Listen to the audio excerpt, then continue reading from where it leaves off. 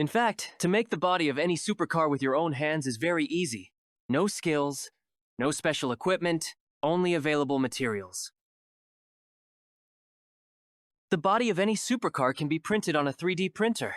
This is how more and more of our customers do it. For this, you don't even need to leave the house. Any 3D printer will do it. The parts printed on a 3D printer need to be glued together with ordinary superglue. Next, the technology is similar.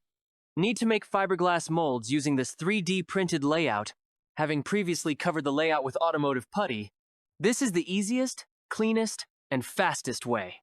Automation will do everything for you. All you have to do is print out all the parts and glue them together.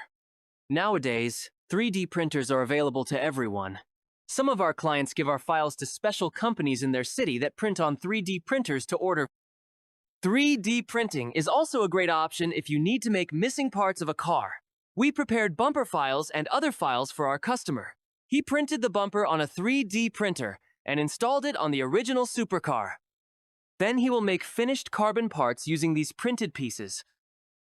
If you need digital car buck files for any car self-building, then Welcome!